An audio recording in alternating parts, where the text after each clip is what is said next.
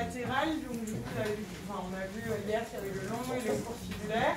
Ils s'insèrent tous les deux sur la face latérale de la fibula. Du coup, le long fibulaire va se terminer sur la base de M1 et le court fibulaire sur la styloïde de M5. Pour la loge médiale, du coup, vous avez le tibial postérieur, le long fléchisseur des orteils, le long fléchisseur de la luxe et en plus superficiel le solaire. Du coup, pour le tibial post, alors ça c'est vu de derrière. Il s'insère sur la face postérieure du tibia, sur la membrane interosseuse. Vous avez le long fléchisseur des orteils qui s'insère du coup sur la face postérieure du tibia qui va venir faire un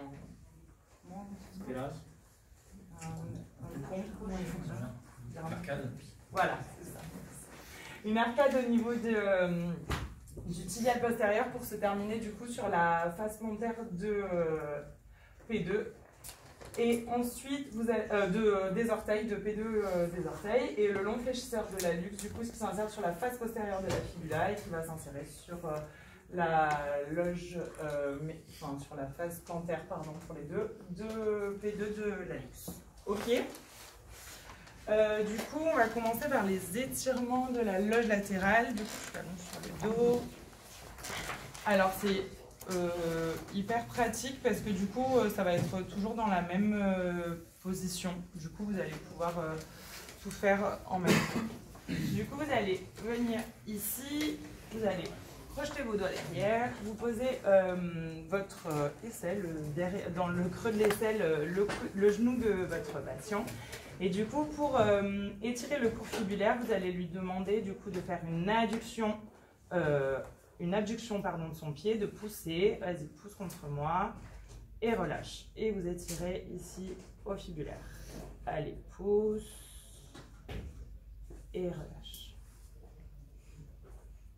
Du coup, vous êtes ici et vraiment vous bloquez au niveau du genou. Allez, une dernière fois, ça va. Et tu relâches. Donc ici, on est pour le court, forcément, parce qu'il s'insère sur M5 et du coup, on veut l'éloigner.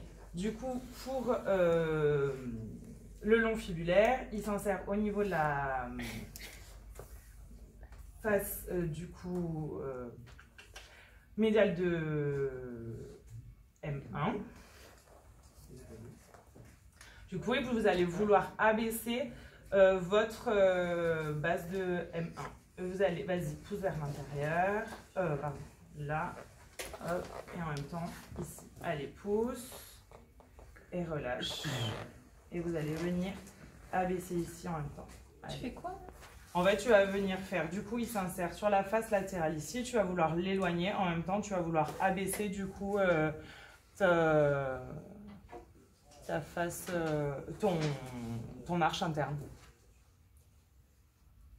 Ok. Et ça, en fait, tu le fais quand tu as trouvé quelque chose de particulier au bilan, mais... Bah, en fonction de ce qu'on a trouvé, du coup, si tu as... du coup, au niveau du court fibulaire, si au niveau des métas, si tu as une dysfonction au niveau des métas, tu vas pouvoir aussi, si tu... du coup, au niveau de ta talocrurale, au niveau de la pince, si ça va pas, enfin après avec le long fléchisseur des orteils, du coup c'est pour ça que c'est bien de travailler dans cette position en fonction de la dysfonction, vu qu'ils permettent de la pince tibiofibulaire, du coup de les travailler ou en étirement s'il y a besoin pour gagner en mobilité. Une fibula antérieure par exemple, peut être poussée par des fibulaires tendus et se dire bah tiens j'ai cette tension, ou alors si je veux du coup parce qu'il passe en dessous, pouvoir refaire travailler l'arche transverse, on a parlé de l'arche transverse, puisque ça va favoriser l'arche transverse, il va falloir aller vérifier l'état de tension. Au-delà de la notion d'étirement, ça peut être lever la tension pour enlever la contracture. Et pour pouvoir derrière travailler pour pouvoir le faire bosser. Donc plutôt sur un pied creux. Alors on peut avoir cette idée justement de se dire plutôt sur un pied creux, mais après ça peut être aussi pour le faire bosser alors qu'il y a un pied plat, tu vois. Donc oui, sur un muscle court pour l'étirer, sur un pied creux. Ok. Du coup, pour le tibial post, du coup, il s'insère sur la face postérieure du tibia et du coup sur le naviculaire. Donc, vous allez pouvoir le travailler suivant si vous avez un naviculaire bloqué, si vous avez au niveau du médio-pied des problèmes à ce niveau-là. On va commencer en superficiel, on va commencer par le solaire. Je pense qu'il n'y a aucun problème pour personne. Moi, j'aime bien empaumer le calca du coup pour vraiment travailler ici. Hop, et venir là. Du coup, on demande au patient de pousser contre le avant-bras, de faire une flexion plantaire et relâche. Ok, inspire, pousse. Et tout ça, tu relâches.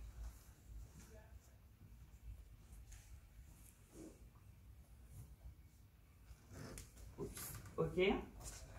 Du coup, pour étirer le long fléchisseur des orteils et le long fléchisseur de la luxe, pareil, le genou il est fléchi. Vous amenez ici votre pied et vous allez du coup venir chercher vers l'extension des orteils. Et du coup, hop, là. Vous allez lui demander, ce qui est bien, c'est de mettre en fait l'éminence ténar et la base de, enfin, et M1 au niveau des orteils et laisser la luxe en fait pour vraiment être plus spécifique. Si vous mettez ici en global et vous lui demandez de pousser que sur ses orteils, forcément il a quand même une sensation ici, il va pousser en globalité. Donc du coup vous vous mettez ici, vous allez lui demander de fléchir et d'amener en même temps une flexion plantaire, vas-y, et relâche, et vous gagnez.